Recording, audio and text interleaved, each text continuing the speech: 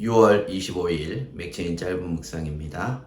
오늘 말씀 신명기 30장 시편 119편 73절부터 96절, 이사야 57장, 마태복음 5장입니다. 마태복음 5장은 우리에게 아주 익숙한 성경이지요. 팔복뿐만 아니라 주옥같은 주님의 그 가르침이 줄줄이 이어나오는 장입니다. 특별히 오늘은 우리가 좋아하는 복에 대한 묵상을 잠깐 해보려고 합니다. 마태복음 5장을 보면은요, 뭐뭐한 사람은 복이 있나니, 심령이 가난한 자는 복이 있나니, 애통하는 자는 복이 있나니, 이런 구절의 반복을 통해서 무엇이 복인지에 대해서 우리에게 설명합니다.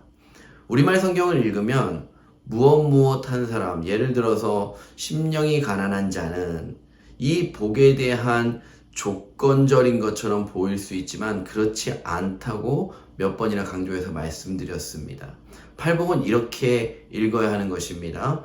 복 있는 사람은 뭐뭐한 사람, 예를 들어 심령이 가난하다라는 거예요. 그리고 그로 인해서 천국을 소유하게 된다는 것입니다.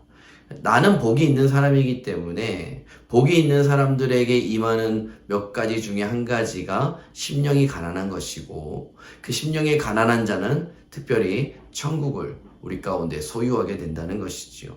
앞에 나오는 무엇한 사람, 이것은 복 있는 사람의 특징인 것이고, 뒤에 나오는 구절은 그런 사람이 누리게 될 은혜 혹은 상급이 되는 것입니다.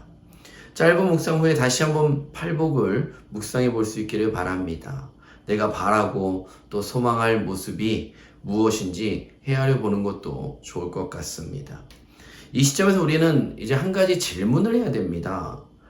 심령이 가난한 자가 조건절이 아니라면, 그렇다면 우리는 어떻게 복 있는 사람이 될 수 있는가? 복이 있는 사람이 돼야 심령이 가난하든 애통하든 무엇인가를 우리가 가질 것 아닙니까? 어떻게 우리는 복 있는 사람이 되는가? 누가 복 있는 사람이고 어떻게 그렇게 될 수 있는가? 이에 대한 대답이 신명기 30장에 있습니다. 신명기 30장의 소제목을 보면 복 받는 길이라고 되어 있습니다.